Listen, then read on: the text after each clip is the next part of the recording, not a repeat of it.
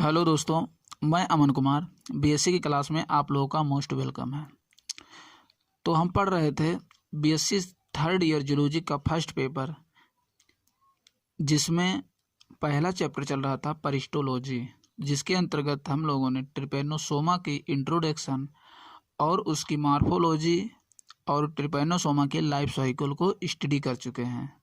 अगर आप लोग नहीं देखे हैं तो प्लेलिस्ट में जा कर के देख लीजिएगा। और आज हम स्टार्ट करेंगे ट्रिपेनोसोमा के द्वारा जो बीमारी होती है स्लीपिंग सिकनेस डिजीज। तो आज उसी डिजीज के बारे में स्टडी करेंगे और साथ ही साथ एक इम्पोर्टेंट नोट्स भी बनाएंगे जो कि पेपर के लिए इम्पोर्टेंट होगा। तो चलिए स्टार्ट करते हैं।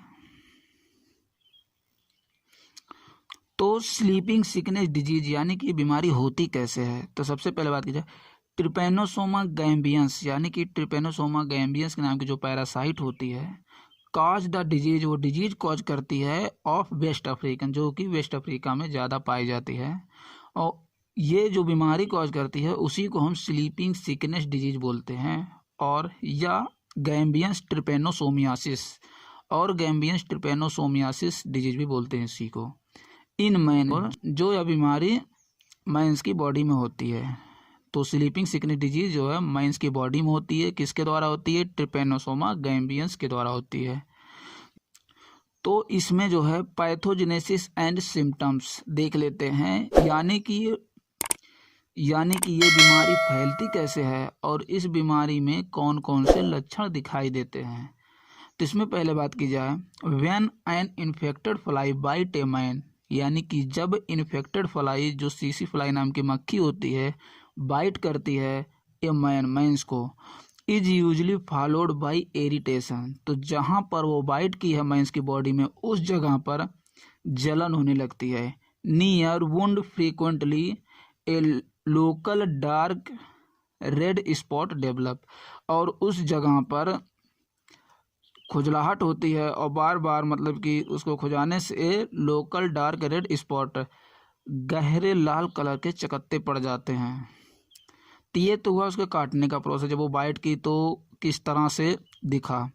अब बात की जाए infection is caused by the inoculation of trypanosomes into human blood, यानी कि जब सीसी फ्लाई इन्फेक्शन कर दी तो वहाँ से जो है इनक्लूशन के द्वारा, या हम कह सकते हैं टीकाकरण के माध्यम से, ऑफ ट्रिपेनोसोमा यानी कि ट्रिपेनोसोमा को ह्यूमन ब्लड में छोड़ देती है।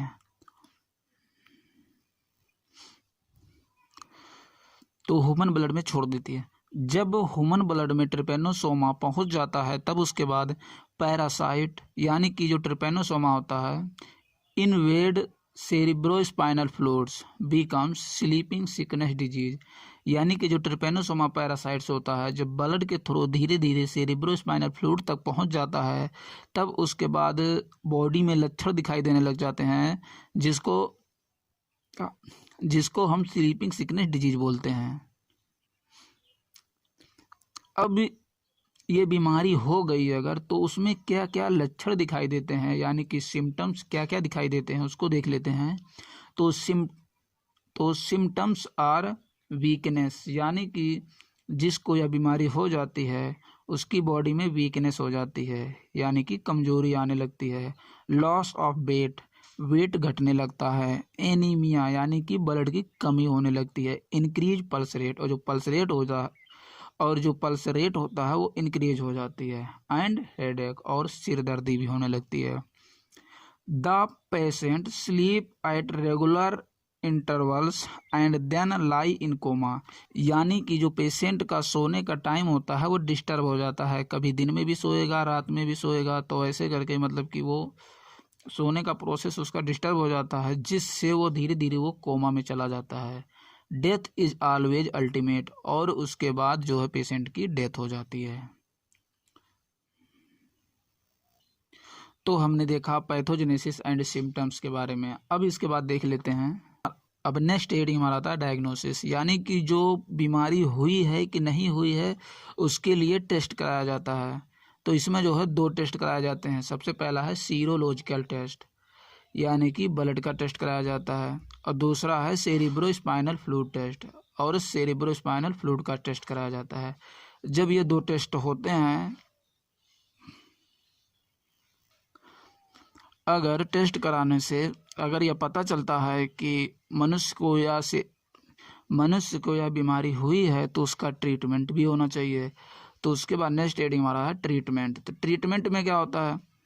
The medicine non commonly use for the treatment in early stage, यानी कि जो अर्ली स्टेज में, या हम कह सकते हैं कि जब बीमारी फर्स्ट स्टेज में पहुंची है तो उसमें जो है मेडिसिन एकदम सिंपल तरीके से कंट्रोल किया जा सकता है। तो उसके लिए कौन कौन सी दवाएं यूज की जाती हैं? These are suramin sodium Bayer 205, pentamidines, atoxyl etc, यानी कि इन दवाओं का यूज किया जाता है। अब उसके बाद when once parasites enter the cerebrospinal fluids, यानी कि जब पैरासाइट्स सेरिब्रोस्पाइनल फ्लूइड तक पहुंच जाती है तो it is very hard to controls, तो इसको बहुत हार्ड तरीके से कंट्रोल किया जाता है। तो इसके लिए ड्रग्स का यूज किया जाता है। तो यूज्ड ड्रग्स, तो इसमें कौन से ड्रग्स का यूज करते हैं? तो इसके लिए मेलारसोप्रल और एफ्लोरनिथिन ड्रग्स का यूज किया जाता है। तो ये था इसके ट्रीटमेंट। अब नेक्स्ट हेडिंग हमारा है प्रिवेंशन। तो प्रिवेंशन में यानी कि रोकथाम कैसे किया जाए कि बीमारी कभी हो ही ना, तो उसके लिए प्रिवेंशन अफ्रीकन स्लीपिंग सिकनेस, जो अफ्रीकन स्लीपिंग सिकनेस बीमारी है उसको रोकने के लिए depend upon the destroy of vector is CC fly, यानी कि जो सीसी फ्लाई नाम की मक्खी होती है जिसके द्वारा स्लीपिंग सिकनेस डिजीज होती है, अगर उसी मक्खी को डिस्ट्रॉय कर दिया जाए या नष्ट किया जाए तो इस बीमारी से बचा जा सकता है। तो इसके लिए जो है स्प्रेइंग ऑफ DDT, यानी कि DDT का स्प्रे किया जाना चाहिए। एलिमिनेशन ऑफ ब्रीदिंग ग्राउंड, यानी कि उस एरिया को साफ सफाई किया जाए जहाँ पर मतलब कि ये मक्खी ज़्यादा पाई जाती हैं। General cleans and protection against bite, और आम तौर से साफ सफाई किया जाना चाहिए जिससे जो प्रोटेक्शन अगेंस्ट बाइट, जो बाइट ना कर सके, जिससे सीसी फ्लाई बाइट ना कर सके या काट ना सके। तो ये था प्रिवेंशन। तो आज हम लोगों ने स्लीपिंग सिकनेस डिजीज के बारे में देखा। अगर पेपर में आप पूछता है तो इसको इसी हेडिंग के अकॉर्डिंग अरेंज करके लिखना है। अगर वीडियो पसंद आई हो तो लाइक करें और चैनल को सब्सक्राइब करें।